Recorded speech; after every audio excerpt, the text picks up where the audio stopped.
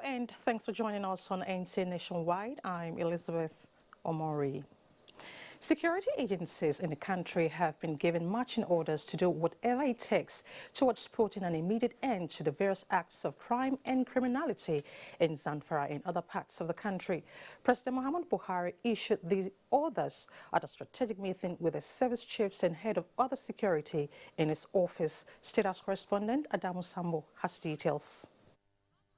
Although President Muhammadu Buhari has been meeting the security chiefs almost on a weekly basis, this particular one was in response to the prevailing sense of fear, insecurity, as well as uncertainty in parts of the country, which he described as intolerable. At the strategic meeting held behind closed doors, where the Minister of Defense, service chiefs led by the Chief of Defense Staff, Acting Inspector General of Police, as well as Director General of the Department of State Services and the National Intelligence Agency. Also in attendance include the Chief of Staff to the President, Abba Kyari, and the Secretary to the Government of the Federation, Boss Gida Mustafa. The security meeting we've just had with Mr. President is to review the strategy that we are adopting in confronting the security issues in Zamfara State especially, and other places nationwide. And this review strategy is to address all the issues including kidnapping, banditry, and other associated issues confronting the nation. During the meeting, which lasted about 2 hours, President Muhammadu Buhari expressed serious concern over the heightened tension amongst Nigerians following renewed hostilities by criminal elements that constantly threaten lives and livelihoods. This, he warned, must be brought to an end for peace to reign supreme in the land. The marching order is for us to deal with this issue immediately and ruthlessly and ensure that all those bandits are immediately dealt with, and all those issues that are bordering with our security are properly addressed. On his part, the Acting Inspector General of Police, Muhammad Adamu, is assuring Nigerians that solutions have been found to the acts of kidnapping along Abuja-Kaduna Road. I want to assure Nigerians that Kaduna-Abuja Road is now safe. We have cleared the road. We've arrested a lot of the kidnappers, and in confrontation with some of them, some were fatally injured. So the road is cleared. Our patrol teams, the combined security services that are patrolling the road are there constantly 24 hours. The acting IGP has just returned from the northwest Nigeria on a fact-finding mission. From the State House, Adamu Sambu, NTA News. And still on security, the Chief of Army Staff, Lieutenant General Tuko Barate, says plans are underway to establish a military formation in Kogi State to stem criminal activities and other forms of insurgency in the confluence state. Francis Udojo reports that towards this end, a delegation of the Army Chief was in the state to inspect the project sites.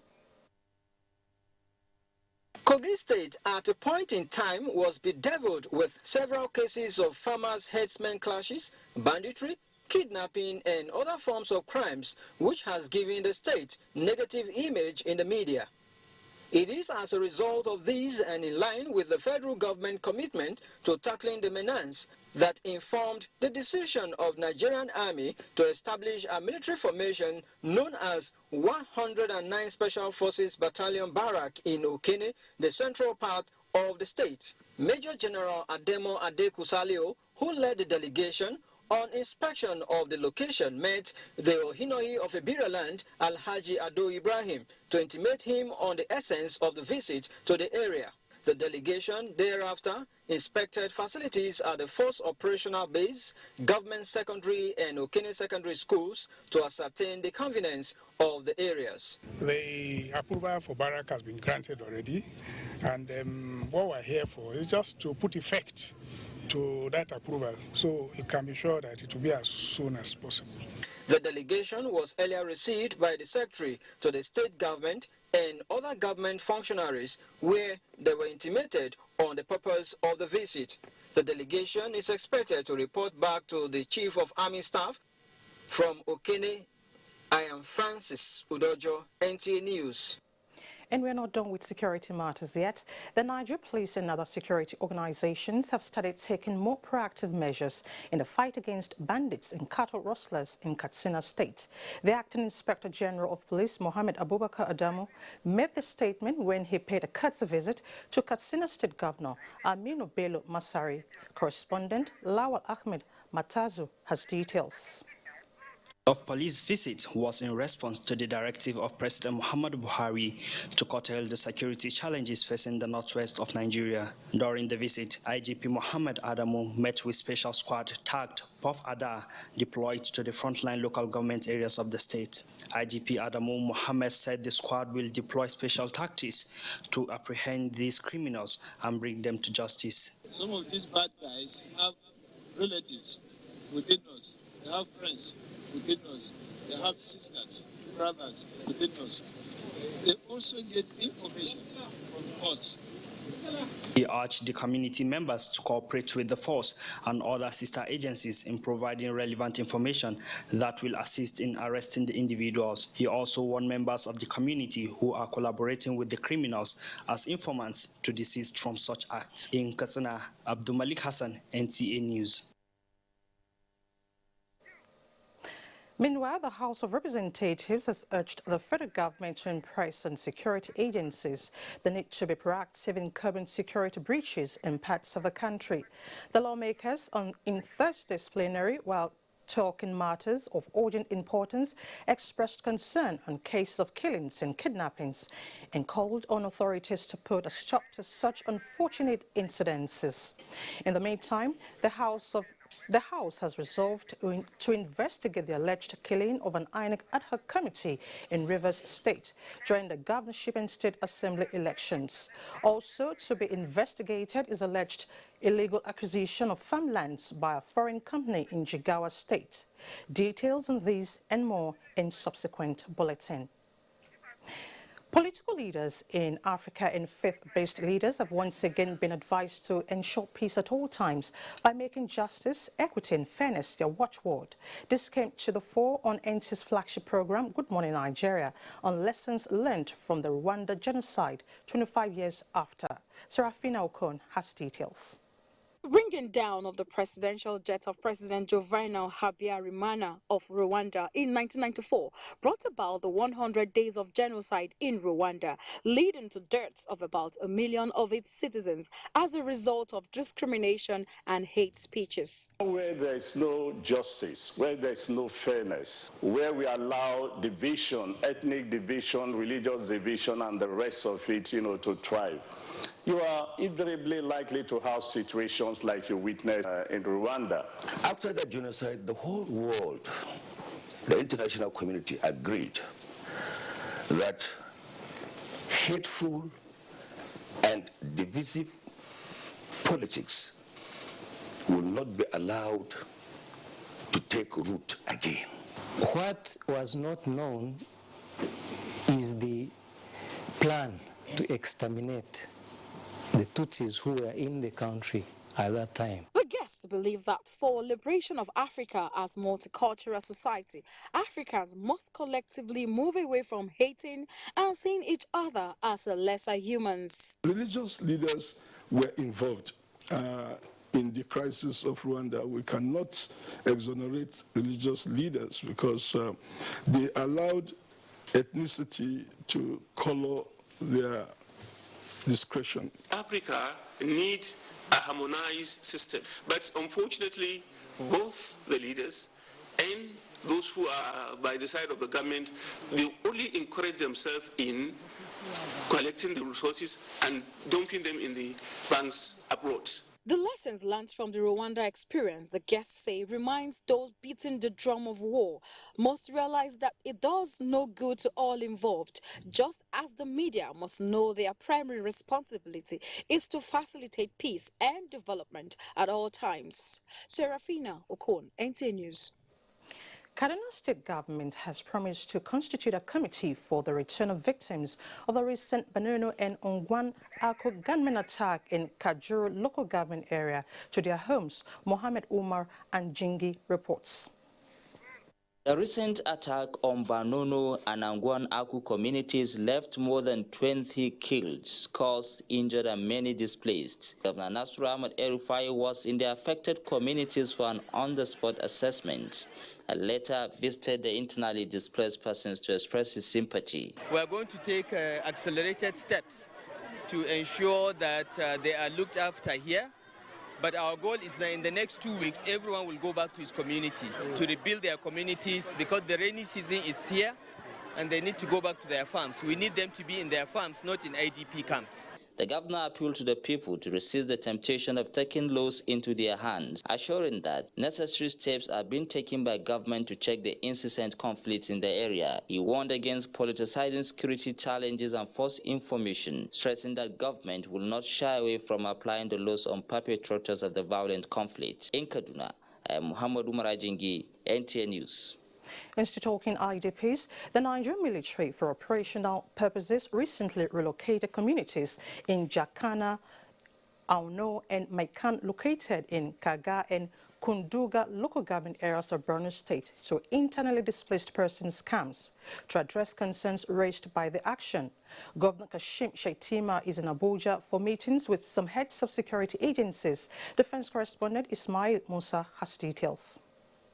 Considering the evolving and complex nature of security threats in the Northeast, deliberations were held behind closed doors. Top on the agenda is the recent spate of attacks and issues surrounding the relocation of communities to avoid collateral damages that may occur in the ongoing Operation Yenchin Tapki, involving the Nigerian military and the multinational joint task force. Addressing journalists, the Minister of Defense, Mansour Dan Ali, expressed government's commitment to ensure safety of lives and property across the country. You cannot uproot somebody from his village because of operation. You know, we had two means of dealing with insurgency. We had the hard approach and the political approach. The political approach is where you take people along, where you call them winning the hearts and minds of the populace. Then the other one, the hard approach, is the military approach, which we've been doing. And politically, I think we are looking into that. We are going to have a security brief. I'll brief the council on the issue and we'll come to a common understanding. And has appreciated the depth of our feeling and has promised to address those issues before the week runs out. After a similar meeting with the Chief of Army Staff, Lieutenant General Tuku Buratai, Governor Kashim Shettima expressed confidence and satisfaction on measures to address issues raised. We have come to him and he has promptly addressed our concerns, and we remain eternally grateful to officers and men of the Nigerian Army for all the sacrifices they have made. My concerns have been laid to rest. The governor was also at the headquarters, Department of State Services, for a similar mission. In Abuja, Ismail Musa, NTA News. We now beam our searchlight on power reforms. Senate has received the awaited Electricity Power Sector Reform Act Amendment Bill 2019. The bill, which seeks to provide stringent penalties for those who vandalize electricity installations, is expected to be passed next week. Ignatius Nkwo is standing by with the Chairman, Senate Committee on Power. The Electricity Power Reform is one that has been described as very significant, especially for the Nigerian citizens.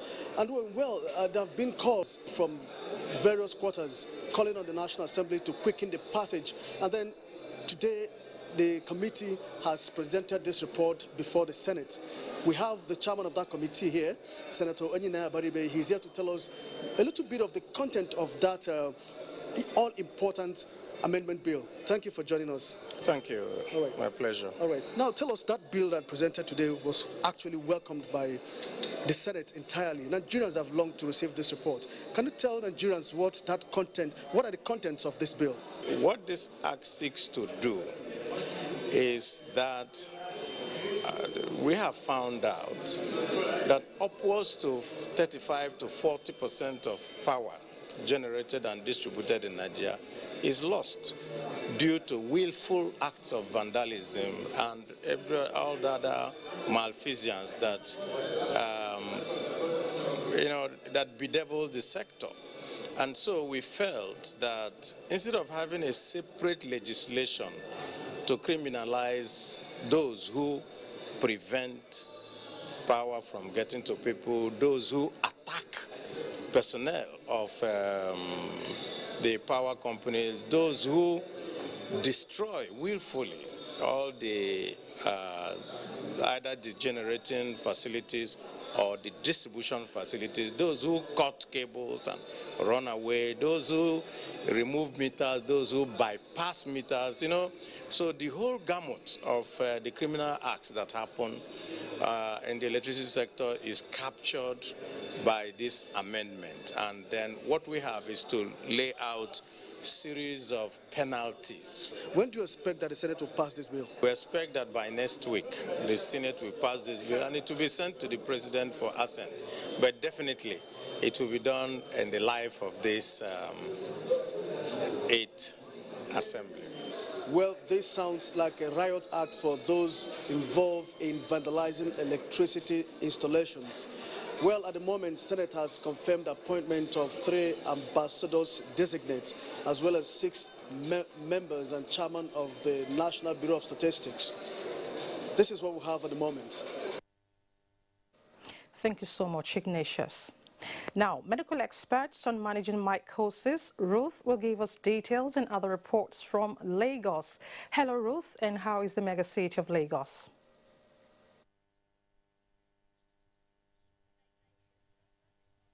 It's beautiful.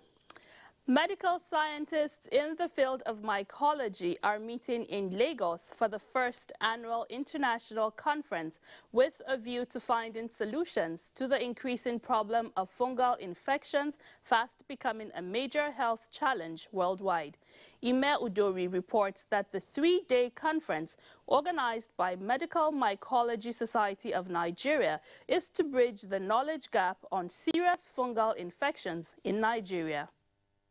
Invasive fungal infections are life-threatening diseases in immunocompromised patients globally and are characterized by difficulties in diagnosis and extreme mortality.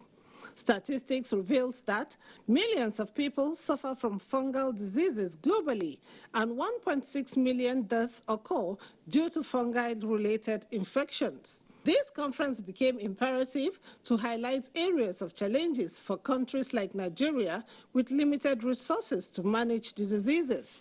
It is a big issue that there is a fungus called Candida auris, which had already spread to 32 countries. We want to see continued momentum in implementing some routine prevention efforts, including screening and preemptive treatment with fluconazole, because we want to see the numbers of deaths and cases come down. It has also been established that there is need for a referral center to enable experts to identify and monitor disease outbreak. We have at risk about 20 million Nigerians at risk of this infection. And presently, very little diagnosis is being made about them. Train people, let them know that fungal illnesses are there and they are killing our people. Things we are doing is to increase advocacy and awareness among clinicians. The 3-day conference aims at promoting research and advocacy in key aspects of mycology, with special focus on evidence-based and personalized approaches to improve the knowledge of epidemiology and diagnosis of fungal diseases. Quality and safety of agricultural inputs, especially animal feeds, is the focus of discourse by experts and regulatory agencies in the food value chain in Lagos. Paul Omukagu reports the need for sustained monitoring and sensitization was underscored. With the mindset of attaining a safer food of animal origin for the citizenry amidst other benefits like domestic and international trade, safer environment, and the overall well-being of livestock, stakeholders were unanimously disposed to educating feed millers and farmers in the grassroots. Considering the fact that whatever is fed to the animals will eventually enter the food chain, they stressed the need for caution on the quality of inputs used on farm animals for a safe, sound, and wholesome product fit for human consumption. The emerging trend of events in global food safety have revealed that the safety and well-being of man directly depends on the animal health and environment. In order to effectively achieve this height, a multidisciplinary approach is the only left alternative. Beyond the farm level, we have risk of contamination of the product themselves. That is, you may have been, giving very good feed to the animals, and then your management of the animals very fine, but by the time you are taking it further to get products that will go to consumers, there can also be risk of contamination along that value chain. You don't just test the quality of finished food, you have to test what even comes along the food chain. It was also agreed that frequent meeting between regulators, dealers on animal feed in the production chain, and farmers would help in reducing proliferation of substandard animal feeds. In Lagos, Paul Omukago, NTA News. Responding to the needs of the less privileged in society is one of the noble values of Islam. It is in this regard that a non-governmental organization, Islamic Women Aid and Charity Foundation, distributed food and textile materials to over 200 children and widows in Lagos. Awal Yusuf Jibo has the details. Orphans and widows are among the most vulnerable members of the society, with needs ranging from food, education and healthcare. To ease the suffering of some of them, Islamic Women Aid and Charity Foundation donated food items, toiletries and clothing. They say this is part of their social responsibilities. We used to render help to the schools and we used to give scholarship to the students. So for the hospitals, we used to pay hospital bills to some of the patients, and we used to donate drugs and other things to the hospitals too. Speakers at the event say a collective effort is needed and sacrifices must be made to cater for a larger number of less privileged members of the society. To us, actually, we take into consideration that these orphans don't have anybody to cater for them. Some of them actually don't have food up today, and there is no guarantee for tomorrow. Some of the beneficiaries were full of gratitude for the gesture. Anything what they do for me now, God bless them, open way for them. My sister had this, she was very sick then, so we told the organization, the Human Foundation, then they rendered their support, and alhamdulillah, she's okay now. Islamic Women Aid and Charity Foundation was established in 2015 and is also engaged in training youths and widows on basic skills acquisition programs. In Lagos, Awal Yusuf Jibo, NTA News. That's our contribution from Lagos. We head back to Abuja for the continuation of Nationwide. Thank you so much, Ruth. Now, let's begin with transportation. The 12 modern stations at Warri, Itakpe, Ajaokuta rail line and the construction will soon be completed. At an inspection tour, Minister of Transport Rotimi Amechi said federal government is committed to the completion of the rail line, which will ease transportation problem along the areas. Passengers on board the train commended government's effort for completion of the project, which they said will not only ease transport problem, but has provided employment and reduced pressure on the road. Let's now hear from our correspondent, Uyinaya Kalu Oka.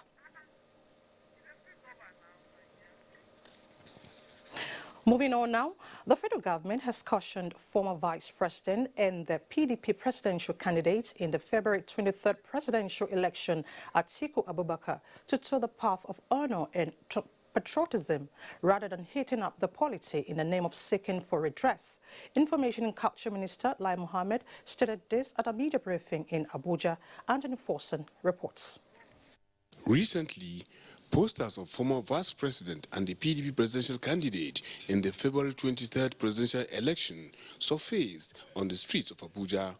It is in response to this that the Information and Culture Minister, Lai Mohammed, flanked by the Senior Special Assistant Media and Publicity to the President, Malam Garba Shehu, wondered if Atiku Abubakar has embarked on a fresh campaign. but noted that media reports have it that Atiku Abubakar has engaged the services of a U.S. lobbyist firm to convince the United States government not to recognize President Muhammadu Buhari until the Supreme Court rules on the suit filed by the PDP presidential candidate. What Alhaji Abubakar Atiku is up to? Is he starting a fresh campaign after the elections have been won and lost? Has he rescinded his decision to challenge the results of the presidential election in court? Perhaps after realizing that the results he claimed to have obtained from the INEC-backed servers are cooked? Is he now going for self-help? What really is Atiku's motive? The minister maintained that President Muhammadu Buhari won the election fair and square and called on Atiku not to be deluded. There's no doubt that the fair PDP presidential candidate, out of desperation, is thinking of replicating the Venezuelan model right here in Nigeria. But you should realize that Nigeria is not Venezuela and that the situations in both countries are not the same. Pointing at President Muhammadu Buhari's pro-poor policies as a huge success which fueled his re-election, the minister said Atiku Abubakar should take solace in the fate that has befallen him. He should stop overheating the polity and quit trying to instigate a political crisis in Nigeria. No citizen, no matter how highly placed, is above the loss of the land. Enough is enough. In Abuja, Anthony Forson, NTA News. President Muhammadu Buhari warmly congratulates Emeritus Professor David Adedayo Ijalaye SAN on his 90th birthday, rejoicing with his family, friends and associates as they mark the milestone. A statement by the Special Advisor, Media and Publicity, Femi Adesina, says as Emeritus Professor Ijalaye turns 90, President Buhari commends his dedication and discipline to delivery of best results, which attracted many awards and enviable positions within and outside the academia. The President prays for more joyful and memorable years for the Emeritus Professor. In our to education, the first batch of the 1.2 million accredited candidates have started sitting for this year's joint admissions and matriculation board examination across the country. Doing DIA in Abuja monitored the exercise, which had biometrics before and after the examination. This is the first time the Joint Admissions Matriculation Board JAMB is introducing the biometric data capturing of candidates before and after the computer-based examinations at the Global Distant Learning Institute in the nation's capital city. Candidates were seen filing in one after the other to confirm their fingerprints before proceeding to the exam hall. It's going fine. They captured me once. Based on this venue, I can rate them 75. It was safe for me because my hands was not wet. There are 3 sessions for today. There's the 7 o'clock session, there's the 10 o'clock session, and then there's the 1 p.m. session. The story is similar at the JAMB City Center. It was good, but they actually wasted our time. While the exercise was adjudged seamless, there are few candidates whose fingerprints were not initially recognized. So they did all my fingers and they did this again. It didn't come out. I was asked to go to the toilet and wash my hands. I went to go and buy pens outside, so saying my hand was sweating. And that was the reason. Most of their hands are sweating, so we need to clean them with spirit and with this cotton wool. If they are not capturing, I'll now ask them to go to the restroom and use water and soap and wash their hands properly. Okay. Then it will. So far, have you had any case of anyone that, despite washing and all of that, was still not able to capture? No, there's none. Some parents at the centers visited made some observations. We are told that they should not go in with anything except their sleep. And some of them are just coming out. They said that they needed pencil. They did not give them pencil as was said earlier on. The federal government has said that they reduced the money of JAMB and NECO effective from January 2019. But out now, we are paying more than that. what is the problem. We wanted the federal government to let us know. The exercise continues until Tuesday, April 16, 2019 in Abuja, Dumi, DR, NT News. Thank you so much, Dwayne, for that report. Plateau government evolving a new tourism potential, this and more in Jos. Sani is our guide. Hello, Sani. Welcome to Jos. The head of mission, U.S. Embassy in Nigeria, David Young, has commended the collaboration between the National Youth Service Corps and the Independent National Electoral Commission in Plateau State in the just concluded general elections in the state. The U.S. envoy dropped this indication when he visited the headquarters of INEC in Jos, the Plateau State capital. Maritime reports. The deputy ambassador visited Jos, where he met a group of corps members serving in the state, as he told them that youths have a critical role to play in the society, hence the need for them to live responsibly so they can be carried along to participate in the democratic processes. I want to salute you and other members of the Youth Service Corps. You have played, as youth ambassadors, a very important role in working for peace. Resident Electoral Commissioner, Plateau State, Halilu Husseini Pai said, youths are critical to the development of any society, as he stressed the need to invest more in people who are innovative. That is a saying that the youth of today are the leaders of tomorrow, and I believe when their client is developed, and they want to see how our youth grow. Also lending her voice, cultural affairs specialist, U.S. Embassy Bella Ann Ndubisi said, youths are now in the forefront of making positive change, as their roles have changed in not just participating in the electoral process, but are now candidates in the process with the Not Too Young to Run bill signed. The INEC ambassadors commended INEC for giving them a platform to serve their fatherland through participation in the electoral processes. In Jos, Mary Domtur, NTA News. For Plateau State to claim its rightful place as a tourism hub in the country, policy and master plan for the orderly development of the sector must be put in place so as to tap the rich potentials scattered across the state. These are some of the issues raised at a public presentation and discussion on the draft tourism policy for Plateau State. Bilkisu Nuhu tells us more. Plateau State is blessed with good weather, vegetation, rich cultural heritage, natural resources, and great tourism potentials which has over the years been underused. Commissioner of Tourism, Culture and Hospitality, Tamokat Weli said, it is sad that these unique potentials are not properly used due to the absence of a well-formulated policy for the industry. Many call it Plateau the Beautiful, the tourist heaven. However, it is sad that these potentials are largely untapped.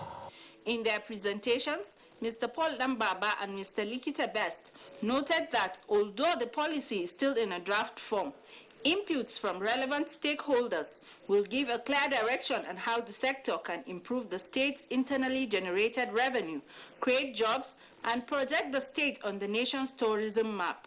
The provision of adequate security is central to tourism development. And if we are going to develop tourism, we will need to provide them with some form of incentives. Observations were raised on some lapses in the draft by representatives from NIPS, Unijos, Plapoli, Nollywood, PDAN, and the media. From the Hill Station Hotel, Jos, Kisnumi, NTA News. The Director General, Industrial Training Fund, ITF, Sir Joseph Ari, has restated the commitment of the organization to key in fully to President Muhammadu Buhari's zero tolerance to corruption, prudent management of resources, and ensuring fiscal responsibility. The ITF helmsman made this declaration at the opening of a two-day workshop for accountants of the fund on Fiscal Responsibility Act 2007. Caleb Gochi was there for NTA News. In the whole are 280 accountants who, with high expectations, are ready to familiarize themselves with the intricacies and rudiments of Fiscal Responsibility Act 2007. Mr. Ari said equipping the staff with necessary skills is not only imperative for the growth of the fund, but the nation as a whole. Most individuals in their private lives practice fiscal responsibility as they recognize that they have to live within their budgets. The same applies to corporate organizations and nations. Acting chairman of the Commission, Victor Morocco, said such training have become inevitable given the position of the federal government at ensuring that government agencies remit 80% of their surpluses to national coffers at the end of each financial year. Members of government are attached to the improvement of independent revenue of the federal government, which in every sense is the right thing to do, particularly at a time like this, when government needs all the money it can get to fund the national budget. It was the consensus of the two chief executives that with the proper education and commitment by stakeholders, Nigeria's economic future outlook is very bright. From the ITF Center of Excellence, Bukuru, Caleb Gochin, NTN News.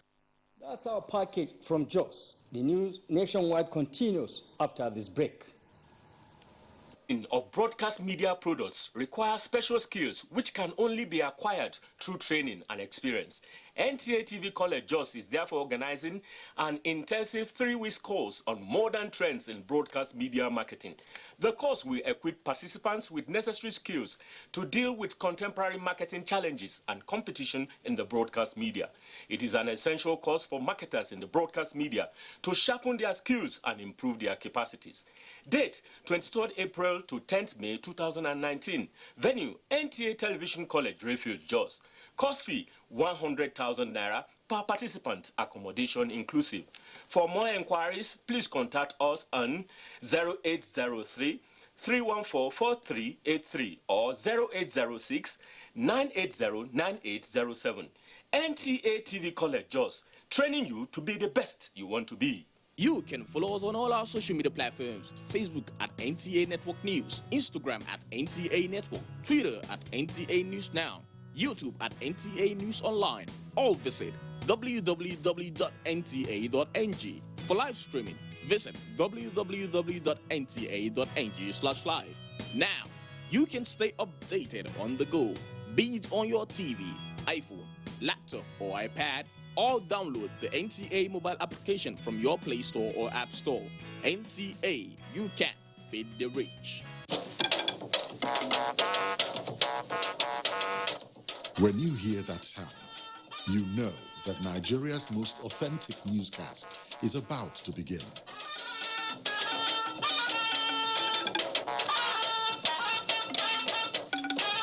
NTA Network News, breaking the news for over 40 years.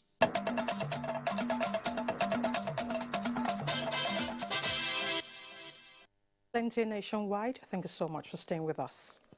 Humanitarian service providers in the Northeast map out plans for enhanced operations. Let's now join Mohammed in Maiduguri for details.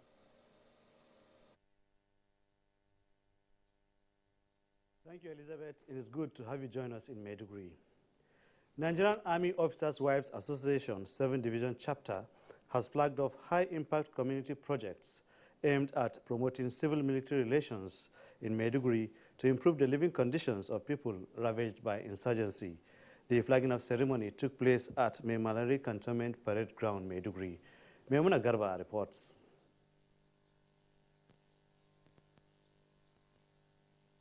Officers' Wives Association NAOA 7th Division aims to further foster mutual confidence and facilitate the necessary support that will see to the defeat of insurgents.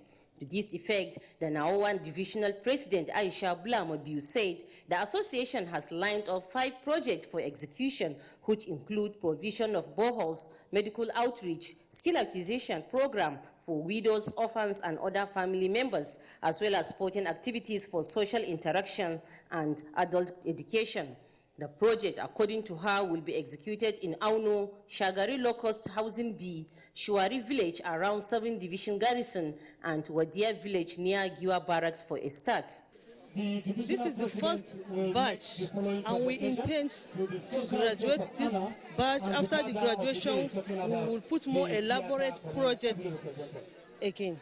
Wife of the Borno State Deputy Governor Hawa Usman Mamman Durkwa described the project as great and one that can develop the potentials of the people as well as improve their living standards. General Officer Commanding 7th Division Nigerian Army, Brigadier General Abdul Malik Blamobiu, commended NAOA for initiating a laudable project that will impact positively on the lives of the people. Every member of the society must think with us, must reason with us, must work with us. That's the only way that we can, as quickly as possible, restore the much needed peace and security in Borno and in Nigeria as a general. In Maiduguri, Maimuna Garba, NTA News.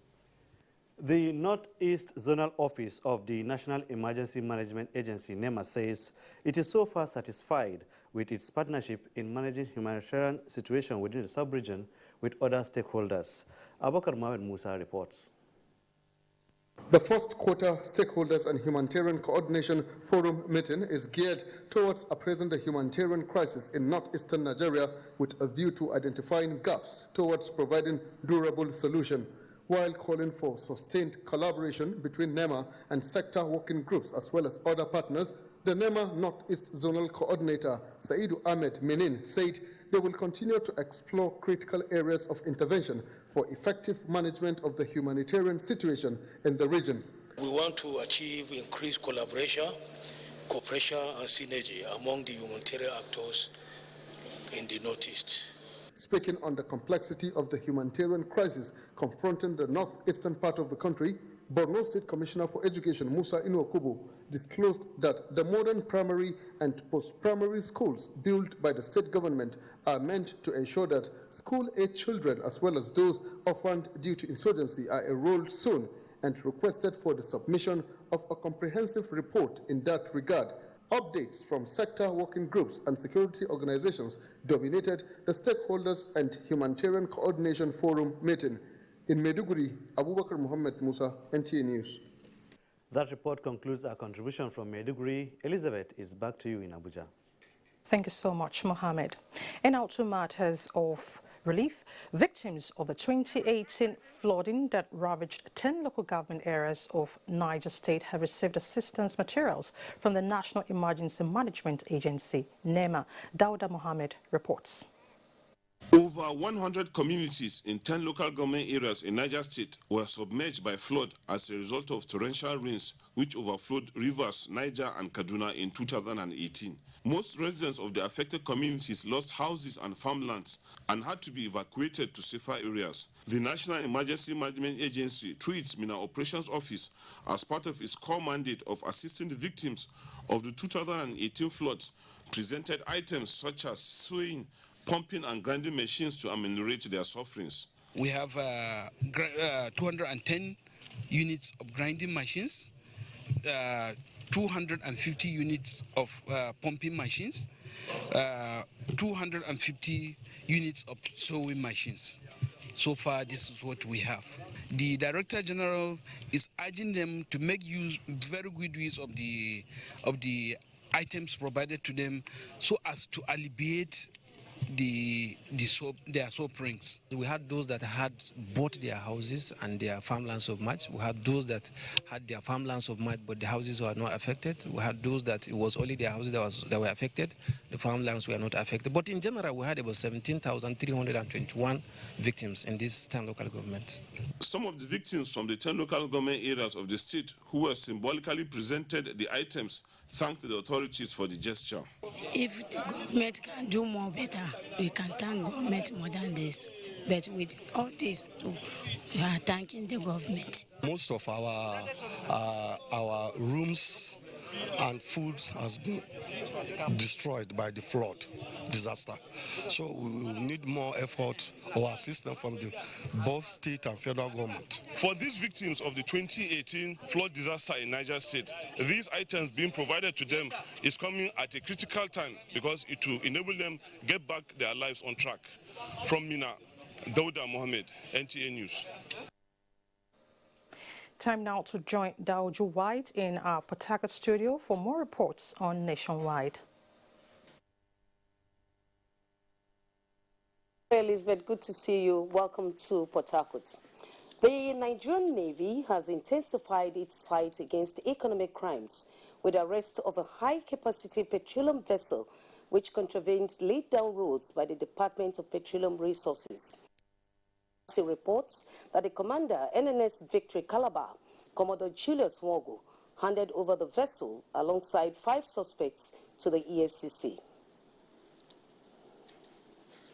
The vessel, MT ISO with IMO number 9014511, was arrested for failure charge lifted from Warri Refinery to an oil company in Port Harcourt, as well as conveyance of 1,500 metric tons of low-power fuel oil, which did not meet specification of the Department for Petroleum Resources. The minimum requirement for LPFO 5%, but ISO product is 48%, which DPR report indicated that that product was off specification.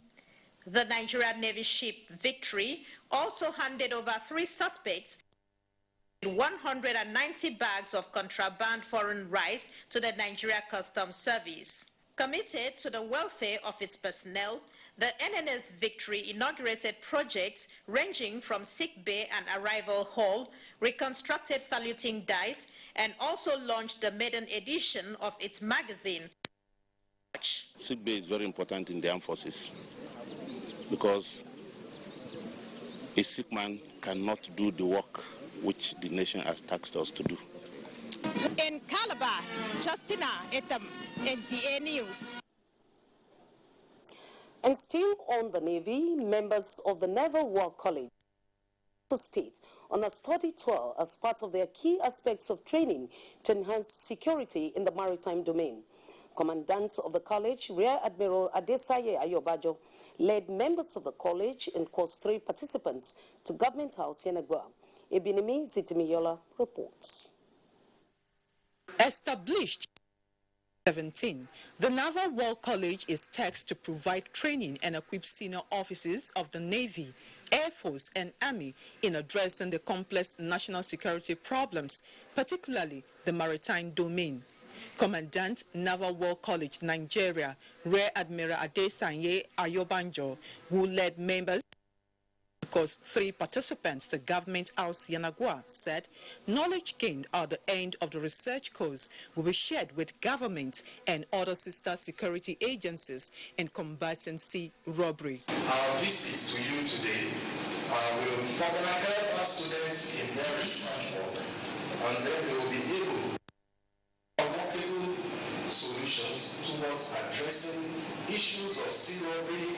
Deputy Governor Warri Biwa John Jonah, who received the team of the longest coastlines, promised state government support to promote socio-economic development. Government has to move with time, flexible enough so that the armed forces provided for adequately. In Government House in Yanagwa, Ebinimi Zitimiola, NTA News.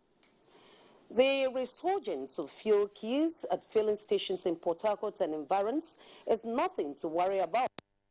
Stock of petroleum products at the disposal of consumers and dealers, as gathered by correspondent Kingsley Amajiri. The authorities should, however, take necessary steps to monitor distribution to forestall hoarding and panic buying. A good number of filling stations are not dispensing petroleum products to the market, arising from rumors of possible price hike. The implication is the gradual build-up of fuel queues where the products are being dispensed, while members of the motoring public expressed concern of possible fuel price hike. One of the managers at a filling station expressed surprise, stressing that they have enough supply. Fuel is scarce. We don't know why fuel is scarce. I go NPC for that NTA side. Fuel is scarce. I go Jora, no fuel. As I speak to you now, we have more than 70,000 liters now. So we are very surprised with the queue. We don't know what's happening, honestly speaking. As you can see, our meters is still okay. The price, 145, that's what we are selling. State Chairman of Independent Petroleum Marketers Association of Nigeria, IPMAN, Emmanuel Enimba, told NTA News that the alleged price hike is unfounded, noting that the supply of petroleum products are adequate across the tank farms in the state. Or what you see happening in River State. And this is subject to rumor about federal government wanting to increase the price of petroleum products, especially PMS. And as I speak with you, there is a monitoring team that has been formed to make sure products that are loaded are being monitored and must be sold at 145, which is the government-approved price. Attempts to get the reactions of DPW development were unsuccessful. In Port Harcourt, Kingsley Amajiri, NTA News. And that's our contribution from Port Harcourt. Is back to Abuja for more on Nationwide. Good afternoon. Thank you so much, Daojo. You're still watching NTA Nationwide. A break beckons now. Stay with us.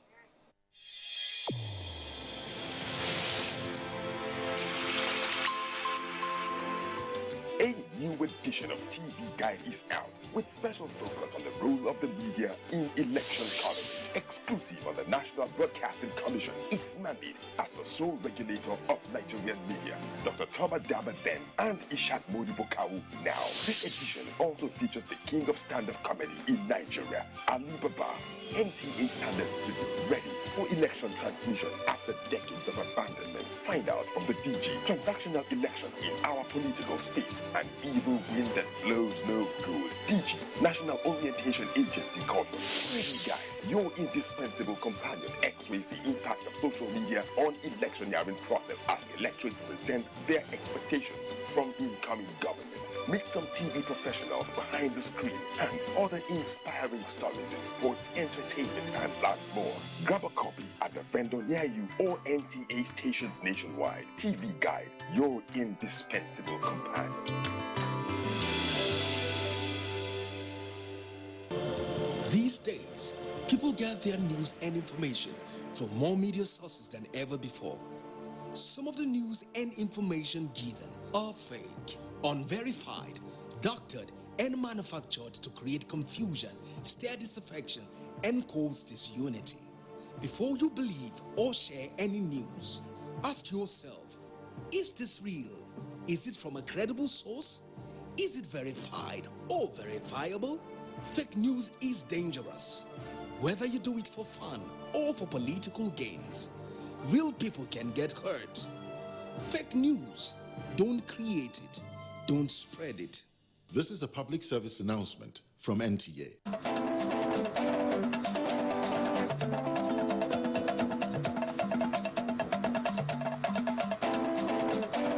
Get the latest news and updates from across Nigeria on NTA Nationwide. NTA Nationwide, weekdays by 4 p.m. Get it first, get it fresh.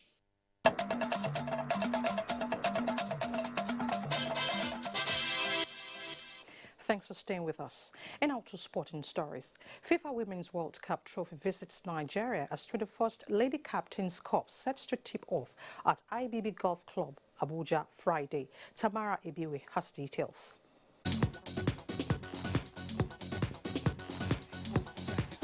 The FIFA Women's World Cup trophy touched down in Abuja Thursday as it continues its tour of the 24 participating countries for this year's edition in France. Stakeholders at the National Stadium, where the trophy made its first port of call and was unveiled by former Super Eagles forward Osaze Odewinge, expressed Nigeria's passion and commitment towards the growth and development of women football. We definitely serve the purpose of popularizing even more the game of women football in Nigeria. The trophy next visits Norway Friday. Bayelsa State's cadet football outfit Restoration Starlets are set to compete in the Maiden Africa Youth Cup, slated for April 19 through 27 in Praia, Cape Verde. Handlers of the team say players selected from the 2018 Restoration Cup in the state will participate in the competition as close camping begins at the Samson Siasia Sports Complex in Yenagoa. In golf, over 100 amateur players are set to compete in the 21st Lady Captains Cup of the IBB International Golf and Country Club in Abuja on Friday and Saturday. The tournament, which will be ceremonially teed off by the Director General, National Agency for the Prohibition of Trafficking in Persons, Julie Oka Donley, will see the golfers, including veterans, compete in different categories. I've contributed my bit. I've added built on what the past Lady Captains started. So I'm very happy to have been there. The tournament marks the end of tenure of Julie Acholonu as Lady Captain of the club. With sports updates, Tamara Ibiwe, NTA News.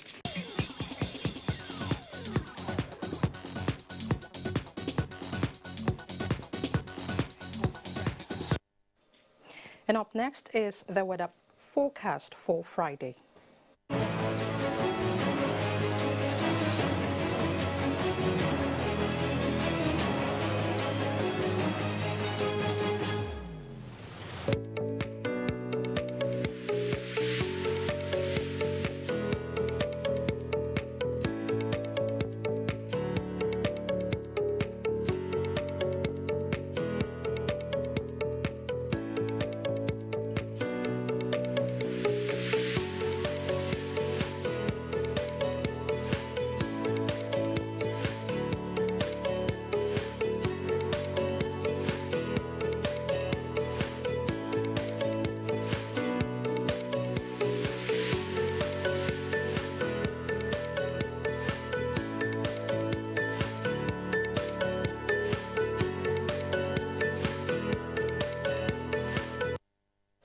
And that has been Nationwide today on the network service of the NCA. Thank you so much for watching. Good evening.